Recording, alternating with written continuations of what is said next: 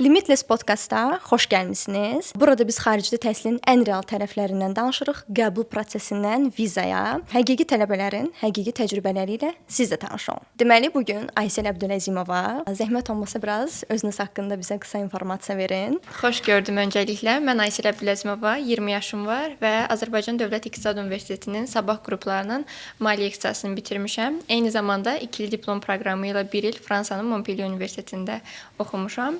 Hal-hazırda Julius Maximilians University Würzburgda təhsil almaq üçün Almaniyaya gedəcəm və oradakı ixtisasım isə Management Internationaldır. Aysel, ilkin sualım sənə o olacaq ki, xarici təhsil almaq üçün ilk addım kimi nə etdin? Mən düşünürəm ki, tələbələr ilk öncə onların bazı sənədləri yığmalıdırlar. Məsələn, IELTS imtahanı kimi, əgər təbii ki, ingilis dilində oxuyacaqlarsa, dil sertifikatı mütləqdir. Bundan başqa universitetdən bəzi arayışlar, CV və s. kimi çox bazı sənədləri hazırlamalıdırlar.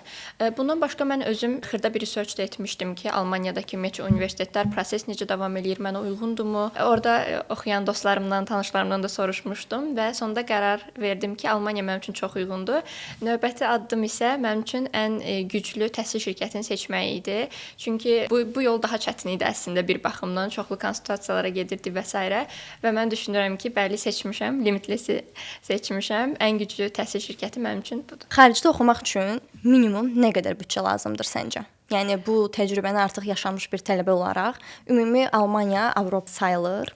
Yəni Avropada təhsil almaq istəyən tələbələr üçün minimal nə qədər büdcə lazımdır? Məncə bu biraz ölkədən ölkəyə də dəyişir, amma mən Almaniya bazasında danışsam deyə bilərəm ki, başdan ilk öncə, yəni onların application feeləri ola bilər bəzi universitetlərin. Təbii ki, Almaniyada güclü universitetlər əsasən dövlət universitetləridir. Bunlar çox zaman tələb eləmir. Sadəcə orada UniAssist deyə bir proqram olur ki, hansı ki bizim transkripti onların transkriptinə evalyasiya etmək üçün istifadə olunur və onun da çox kiçik bir məbləğ olur, 30 evro. Təbii ki, bu bütün universitetlərə aid deyil, amma çoxunda olur bu sistem. Bundan başqa isə Almaniyada semestr feeləri olur, hansı ki, tələbələrin bir semestr ərzində bütün hər şeyini qarşılamağı, yəni nəzərdə tuturlar, hansı ki, kitabxana, transport və s. xərcləri kimi.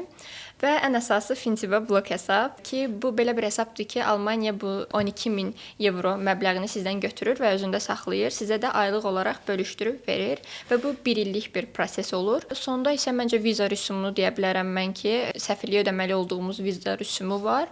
Başqa xərcləri düşünsək, təxmini düşünürəm ki, 13-14 min evro çıxa bilər. Çünki oradakı dorm tapmaq ya da evdə qalmaq və yaxud bilet və s.'nin də içinə qatsaq, mən düşünürəm ki, Almaniya üçün 13-14 min evro kifayət edir. Fintibada daxil olmaqla. Bəli. Okay. Almaniyada oxumaq qərarını verəndə ən çox kim dəstək oldu? Ən çox ailəm təbii ki, həm də maddi mənada, çünki blok hesab kifayət qədər puldur. Bundan başqa orada oxuyan dostlarım və təbii ki, buradakı dostlarım da mənə bütün proses boyunca çox dəstək oldular və ən əsas da Limitless bütün prosesi mənim üçün ən qüsursuz şəkildə. Alman tələbə həyatını necə təsəvvür edirsən? Yəni bizim bildiyimiz qədərilə sənin belə bir təcrübən də olub Fransada. İndi səncə Almaniyada necə olacaq? Əslində mən düşünürəm ki, yenə international community-də olacağam. Çünki mənim ingilis dilində oxumağa gedirəm və Fransada da eyni olmuşdu. Buna görə mənə bir növ yaxındır bu community və daha rahat olacağam deyə düşünürəm. Fransada bu fərqli cür yanaşmanı çox görmüşdüm. Hansı ki, prezentasiyalarla, podkastlarla da belə mini video çarxlar da çəkmişdik dərslərdən. Necə maraqlı, kaş mən də Fransada olsaydım. Dərslərdən keçmək üçün bunlar da vacib idi. Təkcə bizim yəni biliyimizi yox, həm də soft skilllərimizi də inkişaf etdirməyə yönəlik tapşırıq verirdilər. Buna görə də hal-hazırda mənə professionalların dərslərə yanaşması da çox maraqlıdır. Çox gözəl. Burada indi verəcəyim sual bir çox tələbələrə məncə məsləhət olacaq deyə düşünürəm. Səfər öncəsi ən çox nələrə diqqət etməli olduğunu düşünürsən? Çünki Almaniyada dil və s. onlar öz dillərinə daha çox bağlıdılar. Mədəniyyətinəmi, yoxsa tamamilə başqa bir şeyəmi? Və əlavə olaraq da xaricdə oxumağa gedəcək tələbələrə ən vacib 3 məsləhətin nə olardı? Mən bu iki sualı birləşdirib cavab vermək istəyirəm. Düşünürəm ki, məsləhət yox, amma öz etdiyim səhvlərdən çıxartdığım nəticələri paylaşmaq istəyirdim. İlk öncə düşünürəm ki, biraz reallıqla hədəfləri üst-üstə yaxın tutmaq lazımdır. Çünki mənim öz şəxsi təcrübəmdən top bir universitetə vermək istəyirdim. Yəni sizin backgroundunuz nə qədər güclü olsa da, ora verənlərin backgroundlarını təxmin belə eləyə bilmirik. Düzdür, mən demirəm ki, girmək şansımız yoxdur. Məncə var ki, mən də belə olduğunu düşünmüşdüm, amma bəzən olur ki, yəni girməmə ehtimalını da ağlımızda saxlamalıyıq. Bundan başqa isə düşünürəm ki, dil dediyiniz kimi böyük bir problemdir. Mən onu Fransada da hiss etdim. Mən düşünürəm ki, bir B1 səviyyəsində getmək sizə çox-çox yararlı olur. Düzdür, yəni işləmək üçün bu çox da ideal deyil, çünki B2-dən istəyirlər, amma adi hətta bütün bank sistemləri, ümumiyyətlə dövlət sistemləri, dövlət qurumlarında sizdən mütləq öz dillərində danışmağınızı tələb edirlər. Hətta bilsələr belə sizlə danışmamağı üstün görürlər. Düzdür, çox pis vəziyyətdə olsa düşünürəm ki, danışarlar, amma bunu mən Fransada da gördüm ki, yəni kommunikasiya qurmaq öz dillərində danışmırsa çox-çox çətin olur. Ona görə düşünürəm ki, dil öyrənməkdə çox böyük bir plusdur. Həm də sonra da işləmək istəyirlərsə də məncə bir məsləhət kimi ola bilər. Və zaten tələbələrin də Almaniyaya gələndə part-time işləmə hüquqları olur. Bəli. Və üstəgəl də bildiyim qədərilə sən alman dili kurslarına da gedirdin. Düzdür, hal-hazırda dayandırmısan, amma artıq B1 səviyyəyə yaxın bir alman dilin var. Məncə bu Avropada təhsil almaq istəyən tələbələr üçün böyük üstünlükdür. Çünki Amerikada, UK-də falan bu kimi ölkələrdə ancaq ingiliscə danışmaq olur.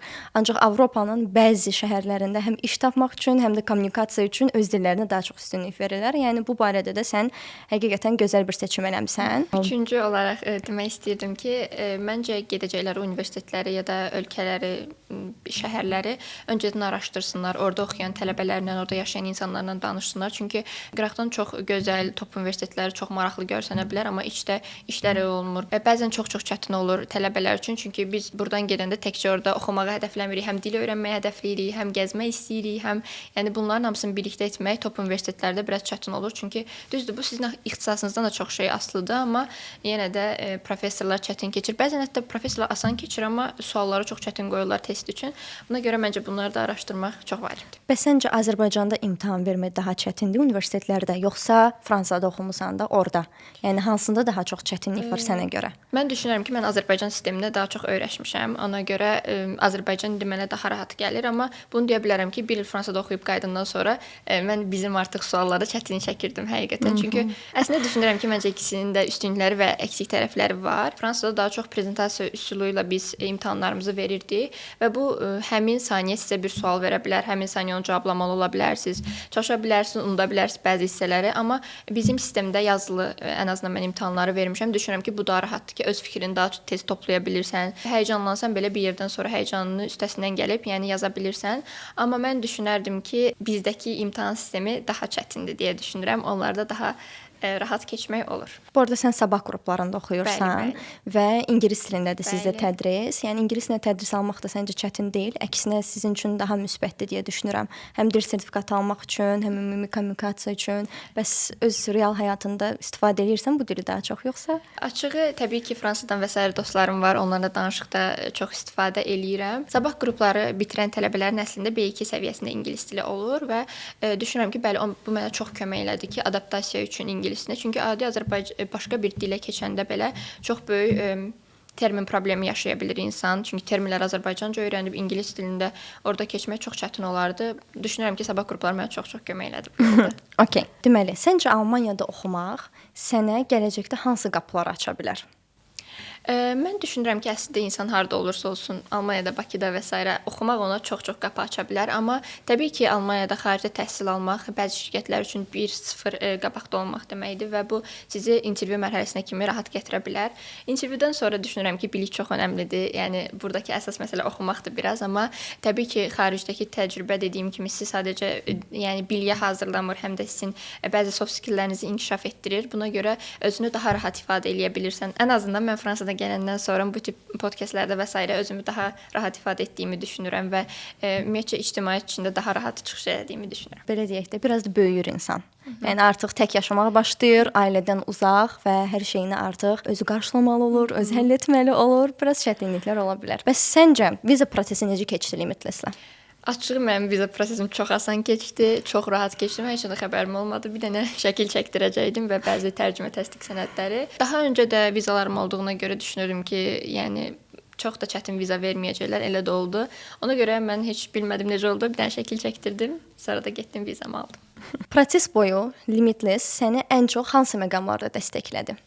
Düşünürəm ki, prosesin əvvəlindən bəri, yəni ən böyük dəstəkçilərimdən biri də Limitless olub. Çünki bu research zamanı da mən bir universitet üzərindən gedirdim əsasən. Onlar mənə daha çox universitetin olduğunu və qəbul ola bilməsəm daha başqa şanslarım olduğunu göstərdilər və elə o researchdən də bir universitetə qəbul olmuşam. Ümumiyyətcə tək researchdə də deyil, bütün apply prosesində bəzi başa düşmədiyim məqamlar olurdu. Təbii ki, öncədən etmədiyim üçün bütün hər şeyi mənə tam detallı şəkildə başa salırdılar. Hətta bəzən mən çox üzərinə gedirdim, skrinlər və s. hər şeylə tam başa salmağa çalışırdılar ki, bütün prosesi tam anlaya bilim. Bundan başqa qəbul zamanı xəbərlər və s. çox maraqlı idi məncə o prosesdə və vizada mənim üçün dediyim kimi çox asan oldu. Hazırda da hazırlaşıram. İnşallah ki 20 günədək gedəcəm. İnşallah. Ümumiyyətlə Aysel bizdə çox biraz titiz yanaşan tələbələrdən biri idi bütün prosesinə. Çünki hakim olmaq istəyirdi ki, nə necə gedir və normal olaraq hal-hazırda bir çox qrup yoldaşları, ətrafı, hər kəs müraciət edir və hər kəsdən bir söz eşidəndə də insan narahat olur ki, görəsən hansı düzdür, hansı səhvdir. Onun üçün çox yaxşı başa düşürük və hər zaman dəstəkləyirik sizi. Bəs əgər Limitless qrupun bir super gücü olsaydı, sənin qəbul prosesində hansı super gücünü istifadə etməsini istəyərdin? Məndə Almaniya qəbulu idi əsas məqsəd. Ona görə düşünürəm ki, Almaniya qəbulu bütün application proses bitəndən sonra onlar cavabları çox gec verirlər. İmtina və yaxud da qəbul olmağına baxmayaraq və orada hətta bizim 4-5 ay universitet gözlədiyimiz də olub, universitetdən cavab. Düşünürəm ki, bu prosesi daha tezləşdirərdilər ki, viza, sonra yataqxanalara Vizan zaten tez gəldi. Universiteti biraz gedir. Yataqxanalara apply və s. daha tezləşdirə bilərdik və yaxud da seçimə də bu çox böyük təsir eləyir. Çünki mən bir universitetə girmişəm və digərinə cavab gözləyirəm. Bunun üçün onu 2 ay uzatmaq biraz təbii ki, bu mənfidir biraz və zaman itkisidir. Bəli. Limitless ilə olan səfəri bir emoji ilə təsvir etsəydin, hansı emoji olardı o səncə? Düşünürəm ki, bu calling emojisi olardı, telefon olan. Çünki biz bütün xoş xəbərləri telefon zəngi vasitəsilə almışıq və deyə bilərəm ki, çox da telefon zəngi gözləmişik. Hər dəfə yığanda həyəcanlanmışıq. Buna görə bu emojini demək istəyirdim. Bizdə bütün Limitless xoş xəbərləri telefon vasitəsilə yığıb deyirdi və biz də o telefon zəngini çox gözləmişik, çox həyəcanlanmışıq hər dəfə zəngi olanda və mən özüm də xoş xəbəri telefon vasitəsilə almışam. Bəs bir dənə də kiçik hazırlaşmadığımız bir sual olsun. Limitless yaşadığın ən gülməli an və ya ən gözəl xatirə nə idi sənin üçün? Mən düşünürəm ki, mənim Limitlessdəki ən gözəl anlarımdan biri də mənim viza xəbərim gələn gün idi. Hansı ki, viza xəbəri müsbət gəlmişdi və biz orada bərabər tortla çay içdik, söhbətlər elədik və belə düşünürəm ki, Limitlessdəki ümumiyyətcə bütün əməkdaşlar çox səmimi yanaşır bizə və bütün prosesimizə. Ən çox da mən Xədicə xanımla dostluq qurmuşdum. Çünki Xədicə xanım bizlə direkt danışan şəxs idi və onunla dostluğumuz çox yaxşı oldu. Çox sağ ol Aysel, bugünkü suallarımızın cavabını verdiyin üçün. Ümid edirəm ki, bu suallar bir çox tələbələr üçün də həm motivasiya olsun, həm də ki, bəzi beyinlərinə belə deyək, olan sualların cavablarını taparlar sənin sayəndə. Uğurlar, inşallah sağ-salamat gedəsən və həmçinin də demək istəyirəm ki, bizi izləmədə qalın. Növbəti podkastlarımız yaxında olacaq.